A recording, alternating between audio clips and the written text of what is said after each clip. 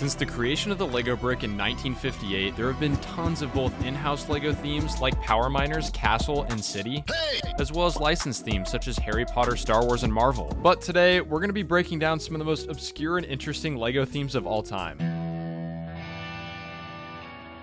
In 1998, LEGO released a line of sets to compete with K'NEX, and it was called Znap. A total of 19 Znap sets were made, 20 if you include this poly bag. Looks like, you know, we just got a car, tow truck, airplane. This is probably the coolest one that they have, this like Formula 1 car here. The pieces used in these sets were basically if Technic and K'NEX had a baby. But the theme didn't do so hot, and they quit making sets a year later in 1999.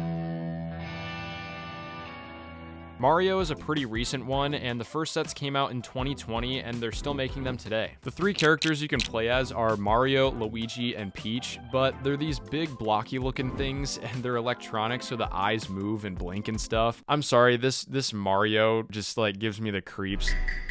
If I was a kid, I think these sets would be pretty cool to play with and make your own custom Mario courses and stuff. This Bowser's Castle is actually like pretty sick. This is something that I would actually probably go out and buy. Yeah, Donkey Kong's Treehouse, like this one's pretty cool. Donkey Kong actually translates decently well into like a brick built form. And they've also made 6 series of Mario character packs. You've got characters like Goombas, Shy Guy, Toad, Yoshi, and a whole bunch more. We've also got some super cool 18+ sets with the Nintendo license like the NES, Bowser, and Question Mark Block.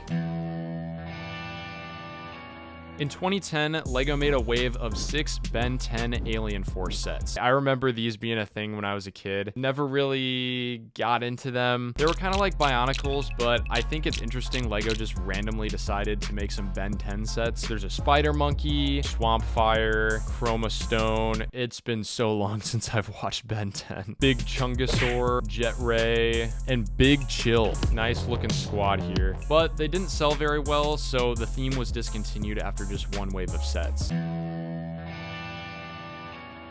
Lego Jack Stone was such a weird theme that came out in 2001. It's something, let me tell you that. And these sets didn't even look like Lego. I remember having some of these sets back in the day, and they were just weird. And the minifigures weren't normal Lego figures, and didn't look quite right, to say the least. Also, the sets were a lot less detailed and used larger molded pieces, which was probably just so that they would be easier for kids to build. Because like look at this plane. Like it probably has like 5 pieces. Like nothing is detailed. The Jack Stone theme retired in 2002 and was replaced with the 4+ Juniors theme. But they still use the same weird Lego figures from Jack Stone, this time for other themes like Pirates and Spider-Man. Nowadays, the 4+ sets look a lot better and include actual Lego minifigures.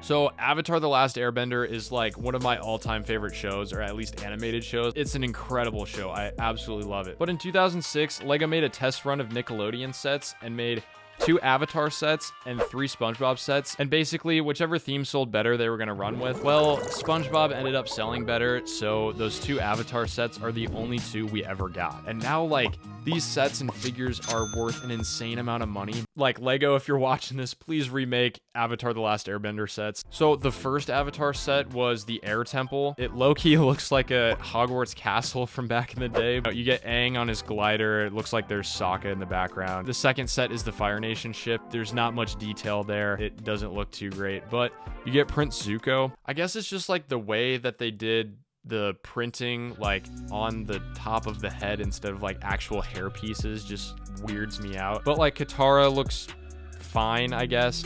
Aang is definitely the best looking character. Like he's got leg printing and everything. But like Zuko and Sokka just don't look amazing. I don't know. I really wish they kept making Avatar sets. Like it was such a good idea and it just didn't really hit the mark. I don't know. Maybe someday.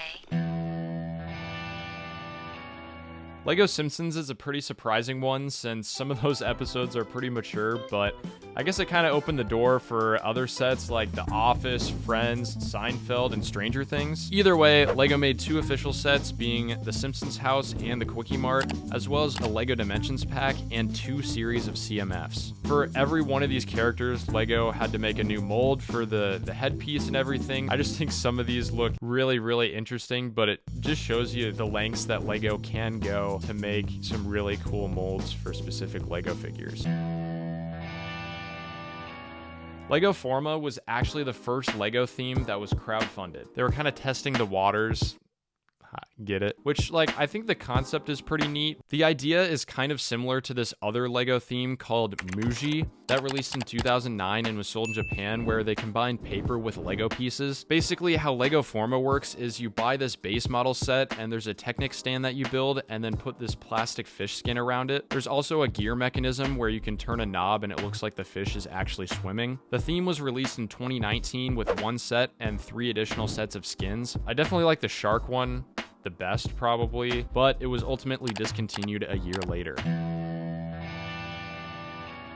The first ever Lego dinosaur set technically released in 1994 and was just a bucket of dinosaur pieces and was followed by this tiny little dinosaur set. In 2000, there were a few Lego adventure sets that came with dinosaurs, and then in 2001, they released an entire dinosaurs theme with 8 sets and 4 polybags. Also, fun fact, Lego actually had the license for Jurassic Park back in 2001. They made 2 sets as a part of the Lego Studios theme, and they were based off of the 3rd Jurassic Park movie. They got a couple like velociraptors and pterodactyls there. Like, I mean, they don't look great by any means, but like, it's kind of cool that like Lego already had the license for it back then. Even the first Spider-Man sets were part of the Lego Studios line. The earlier dinosaurs looked really odd, but are kind of nostalgic. In 2005, Lego came out with a Dino Attack theme consisting of 5 sets. These dinosaurs looked a million times better. And then these dinosaur sets evolved into the Dino theme in 2012, and then finally Jurassic Park and Jurassic World in 2015 until now. Believe it or not, Lego made Angry Birds sets. Now, they weren't just sets based on the app, but instead based on the Angry Birds movie that released in 2016. There were a total of 6 sets in the wave and came with some really unique minifigure adaptations to the characters in the movie. These characters just look kind of goofy. I mean, this castle does look kind of cool. There was also a second Angry Birds movie that came out in 2019, but yeah, they didn't make any Lego sets based off that one. Mixels was such a weird theme, and they even made a TV show about it. They came out in 2014, and basically the idea is that you can make your own monsters and other creatures. I don't really have much to say about Mixels, but they're there, and that's the reason we have Mixel joints now. So I guess something good did come out of Mixels. They're great pieces to have. Lego VIDIYO was a theme where you could basically make your own TikToks and music videos with Lego sets. This just was not it. I get that Lego's trying to keep up with trends, but this was not a great idea and sold very poorly, which is why it only lasted from 2021 to 2022.